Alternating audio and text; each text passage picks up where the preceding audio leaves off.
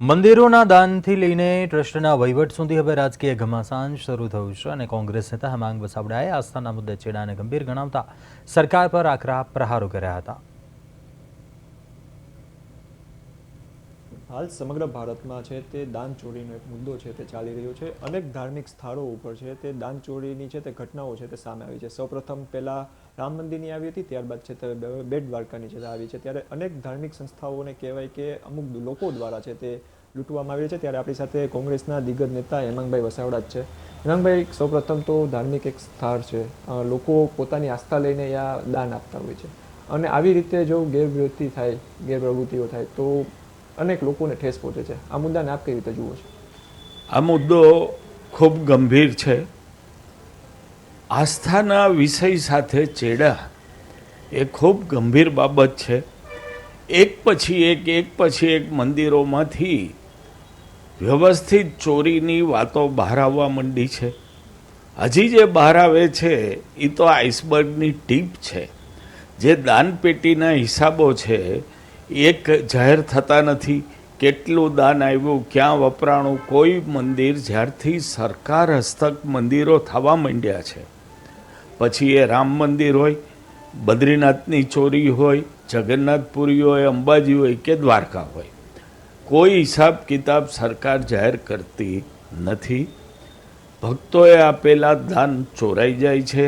આપણે રામ મંદિરમાં જોયું કે ચાંદીની પાટો ચોરાઈ ગઈ, છત્તર ચોરાઈ ગયું છે।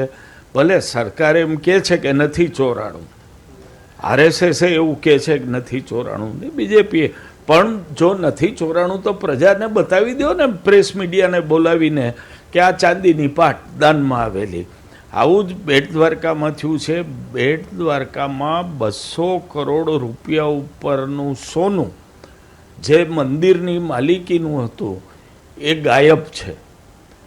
જુદા જુદા વાતો કરે છે ત્યાંના જે કોઈ વહીવટ કરતા હોય છે એ, પણ મુદ્દો એ છે કે દરેક મંદિરમાંથી પૈસા, દાનમાં આપેલ કિંમતી ઝવેરાત, સોનું, ચાંદી, આ બધું જ ચોરાવા માંડ્યું છે।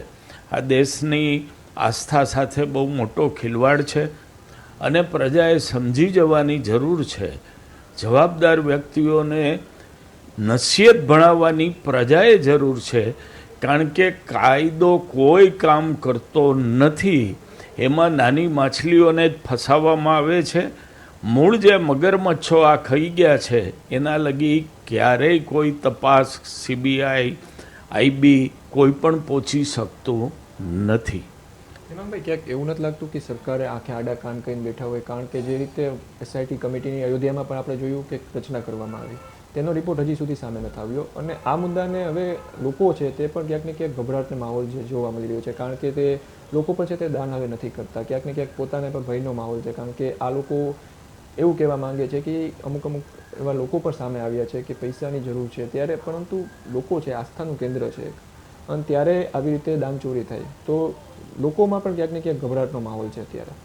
વાડ ચીભડા ગળે છે।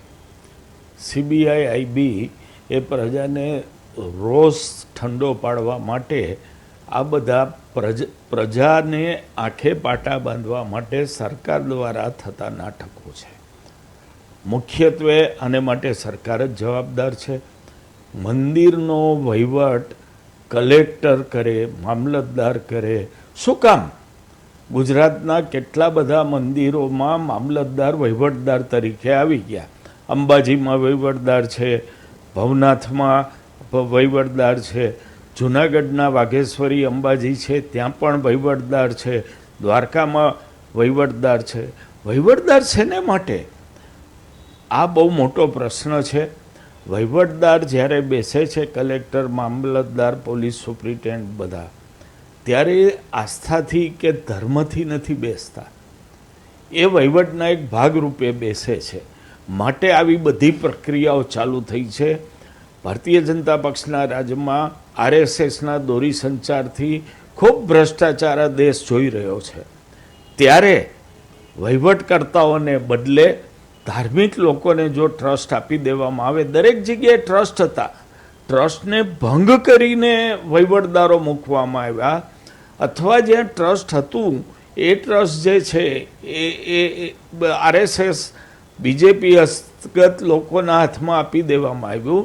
આ પ્રશ્નનું મૂળ છે. મૂળ ધાર્મિક હેતુ ધરાવતા લોકો, પવિત્ર લોકોને દૂર કરવામાં આવ્યા છે. લોકોમાં ભયનો માહોલ છે. આપે બહુ સાચી વાત કરી. તમે રામ મંદિરના આંકડા જુઓ તો જે કાંઈ આંકડા હતા એમાં 70-80% ગિરાવટ આવી છે દર્શન કરવામાં, દાન દેવામાં. એટલે લોકો હવે ધર્મસ્થાનોમાં દાન દેતા ગભરાટ અથવા છોછ અનુભવે છે. અને આ વાત સનાતન હિન્દુ ધર્મ માટે બહુ ગંભીર રૂપ ધારણ કરી રહી છે. હેમાંગભાઈ, હવે આને જે રોકવા માટે છે તે લોકોને કઈ રીતે પગલાં લેવા જોઈએ, આમાં શું કહેશો તેને લઈને? મેં જેમ કીધું એમ અગાઉ કે સરકાર આ નહીં કરે, કારણ કે વાડ જ ચીભડા ગળે છે, વાડ જ ચીભડા ગળે છે. એટલે લોકોએ પોતે આવા અધર્મી હિન્દુ ધર્મનો ઓળો ઓઢીને, ચોળો ઓઢીને જે લોકો બજારમાં આવે છે એને દૂર કરવાનું કામ પ્રજાએ કરવું પડે.